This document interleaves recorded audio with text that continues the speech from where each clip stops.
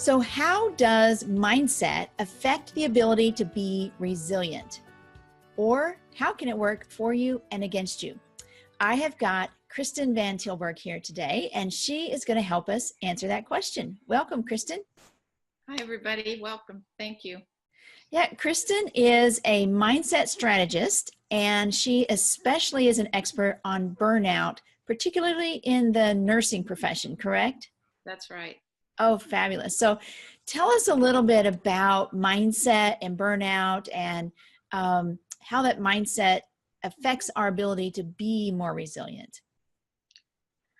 Well, the way that most people's minds work is we think that we feel burned out because of the circumstances. We think if I didn't have so much to do, if my husband did this, if my children did that, then I wouldn't be so burned out. But the truth is, how the brain processes information is we are responding to the thoughts that we're thinking about the circumstances rather than the circumstances themselves. And that's the key to freedom. Because as you know, if you have a husband or if you have children or coworkers, you can't get them to change very often. I mean, that's like pulling teeth. Right. But what you can change much more easily, not that it doesn't take work, is your own mind. And so that's the work that I do, is teaching people how to change their mindset, and that allows them to change their life. So that kind of goes back to the old thing that we always hear: you can't change other people, you can only change yourself. And especially in some circumstances that you really can't change at all. But I don't know, I've always kind of bristled at that because it's like, yeah, change your mind about a really bad situation. That doesn't feel like it really would work. But you gave an example of, in the nursing profession, about nurses always being called for a particular patient. Tell us about that a little bit, how that kind of works. Because I feel like people are probably saying, yeah, it's another mindset. Yeah. Everybody tells me about mindset. Tell us how it really works. Well, thanks for the opportunity, Stacy, because it's true. It's so much easier to live life thinking, if I can just get the world to change, then I'll feel better. And so it seems like a real imposition for somebody to come in and say, hey, you know what? It's not the external world that needs to change, it's you. But the trouble with that, with the prior approach, is that you just spend your life in frustration trying to change something that won't change. If the pain of your mindset is bad enough that you'll try anything, the opportunity to get into your own mindset, your own framework for how the world works, starts to show up like a real opportunity, because it is something that you have control over. Right. So how would we go about changing our mindset? So let's say you're in especially in the nursing profession, you're really burned out. The patients are calling all the time. Doctors are putting demands on you, that sort of thing. How would you change your mindset to help that situation? Well, one approach is to notice some of the global beliefs that you have. One is, I need to make things right for everybody. One is, I need to be perfect. One is, nothing I do is ever going to be good enough. And so when those constellations of beliefs start to impact the way that you're looking at your life, you can see where, if you put those three things together, it's like no matter what you do, you're not going to have satisfaction from that. Right. But a different kind of mindset is, I'm one person and I'm doing the best I can, and that's good enough. I give. The more that I give, the more I allow myself to receive. So that you can be in one of these high pressure environments that's very demanding, and instead of giving and receiving nothing, you begin to set your mindset up so that when you give, you are automatically receiving. And that goes into the sort of renewal that allows you to have your own joy, because no longer are you worried about your patients being happy with you, doctors being happy with you, administration being happy with you. You're in this mindset of, I am a joyful person because I choose that, and my circumstances are not going to be allowed to change my definition of who I think I am. I love that, because instead of allowing circumstances or other people to be in control of our happiness, we're in control of our own happiness, right? I mean, it's kind of taking back that control. That's Yeah. pretty cool. Yeah, that's the whole empowerment.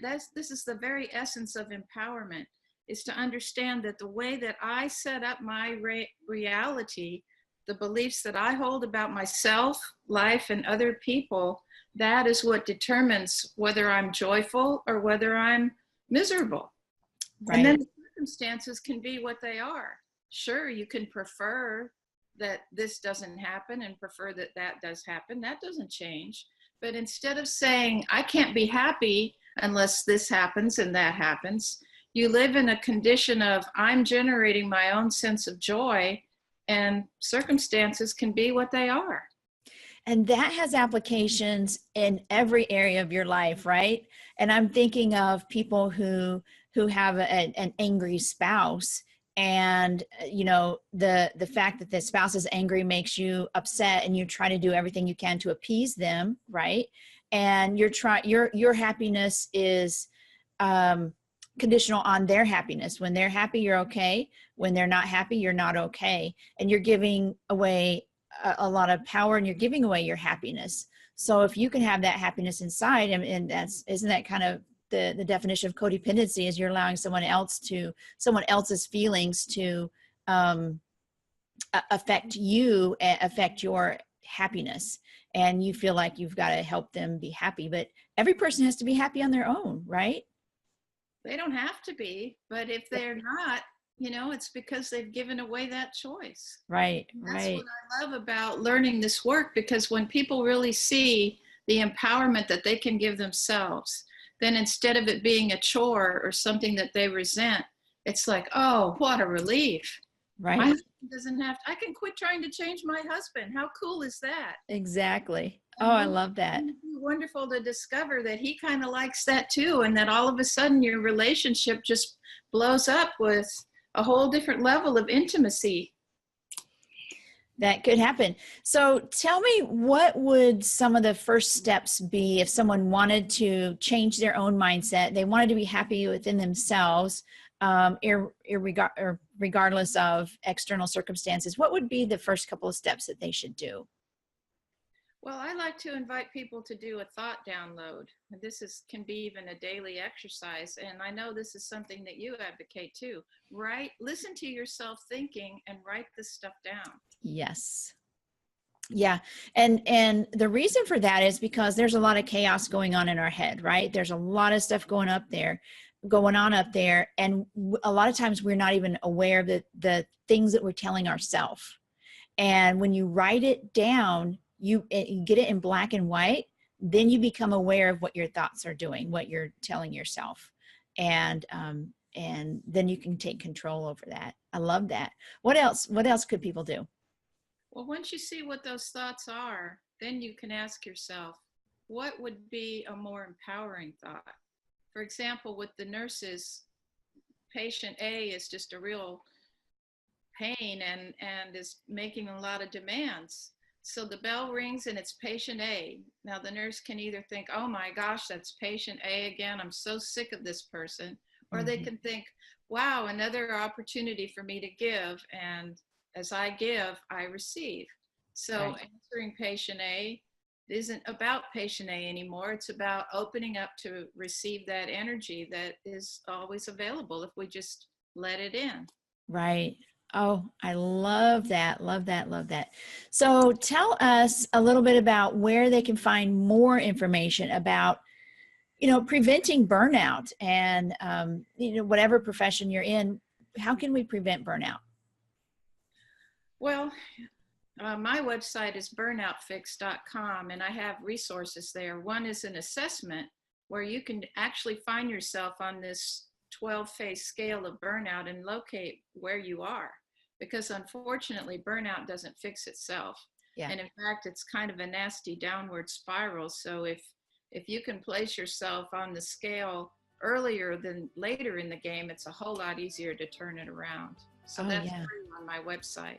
Oh, I love that.